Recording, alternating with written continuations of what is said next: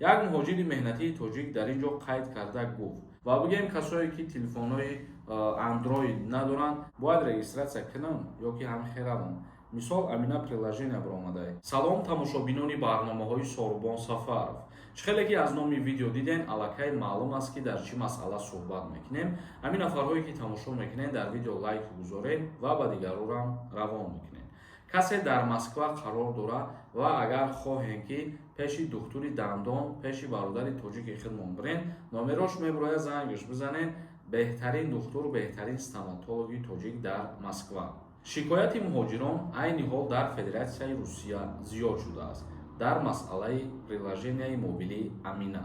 дар ин лиҳоз ҳуқуқшиносони Федератсияи Русия пешниҳоде доранд ба Думаи давлатӣ ки ин приложенияи мобилии Амина аз байн бурда шавад, чунки муҳоҷирон айни ҳол ба мушкилиҳо дучор мешаванд.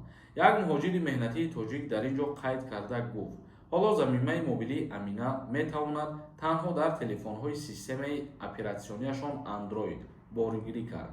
ӯ дар телефони худ ки системааш iOS аз ширкати Apple аст, имкони боргирии ин барномаро надорад ва дар ташвиш мебошанд ки мақомоти Русия дилхоҳ вақт метавонанд телефонҳоро тафтиш кунанд ва барои он муҷозот кунанд. яъне ки айни ҳол дар Федератсияи Русия приложенияи Амина роҳандозӣ шудагиай барои ба қайд гирифтани ҷоизи сихтон, яъне ки барои регистратсия кардан. ва ин приложения ногуфта намона ки ҳозир дар телефонҳое ки системаи Android мебошанд дар ҳамиён насб карда мешавад ва дар телефонҳои мақсад айфоно насб карда намешавад. мумкин дар ояндаҳо бо ягон тағйиротш кунанд дар ин айфонҳоам ҷойгирӣ карда бишавад, вале мутаассифона ҳозир муҳоҷирон ба ана ҳамин мушкилиҳо дучор шудагиянд. ва бигем касое ки телефонҳои Android надоранд, боз як расходи зиёдӣ карда Android мегиранд то дар ин приложения худшона сабти ном бикунанд. дар ҳолате ки сабти ном накарден шумо дар рӯйхати сиёҳ ворид мешавед. яъне оҳиста оҳиста ана ҳамин регистратсияҳои қоғазиҳо аз байн меравад ва ҳамаш ана ҳамин хел электронӣ мешаванд. дар ин лиҳоз ҳуқуқшиноси Федератсияи Русия гуфт ки барзами ана ҳамин қадар проблемаҳо ва мушкилиҳое ки муҳоҷирон рӯбарӯ шудаистанд, бисёри нафарҳош наметавонанд бо ин приложения регистратсия кунанд ва бисёри нафарҳош надорад имконияте ки телефонҳои нав бихаранд дигар чизҳо. хостанд ҳуқуқшиносон пешниҳод кунанд ва ба мисли пештара ҳамон регистратсияҳои пешина борӣ шавад. вале ин пешниҳод чӣ мешавад, чӣ намешавад, ягон чизи аниқ ва дақиқ гуфта намешавад ҳозирашта.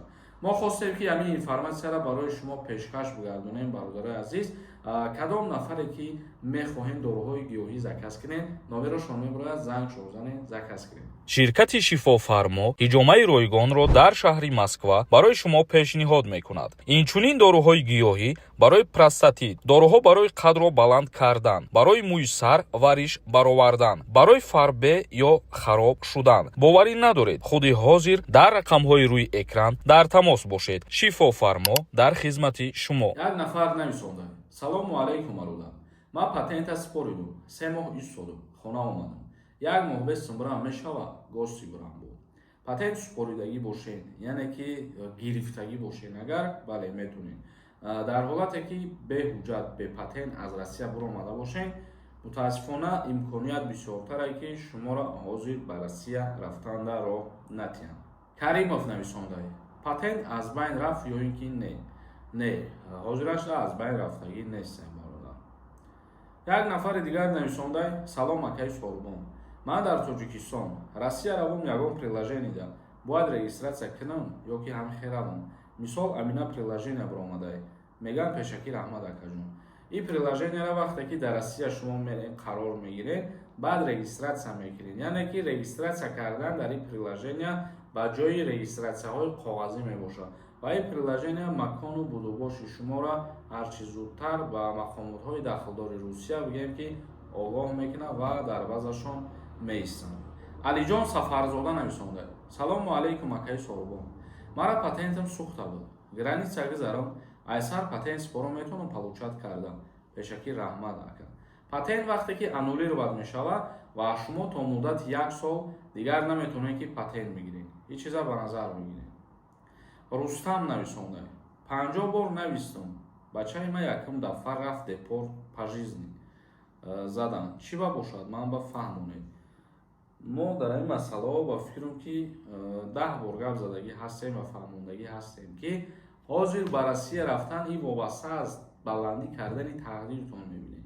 ба хотире ки анамин рейдҳое ки ҳаст, тафтишотҳое ки ҳастай, мисоли гап бе ягон причинара метавонанд шуморо бигардонанд.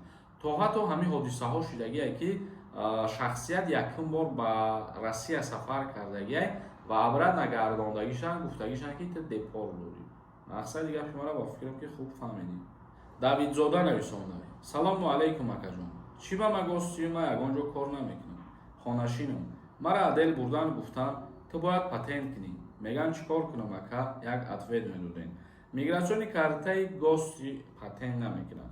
агар ки шумо мигратсиони картатон работа бошад ва шумо дар ягон ҷо корам ки накунед, дар ин вақт шумо уҳдадорем ки патент бикунед.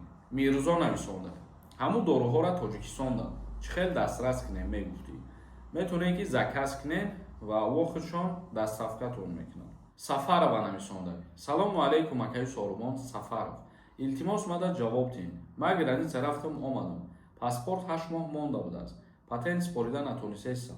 ма ҳамҷа алиш кунам паспорт ма бе граница рафта бо патент меспорум як моши граница рафтам. илтимос ҷавоб диҳед. паспортона метавонед ки ба сафоратхона муроҷиат кунед ва паспорти нав бигиред, яъне ки иваз кунед ва баъдан барен аз сари нав барои гирифтани патент ҳуҷҷатотона пешниҳод кунед ва барои дер гирифтани патент шуморо где-то як 10,000 рубл ҷарима карданшон мумкин ҳастад. бародарои азиз, барномаи имрӯзаро ҷамъбаст мекунем. саволотон бошад дар комментария бинависонед. худованд ҳамаи мо шуморо нигаҳбон бошад.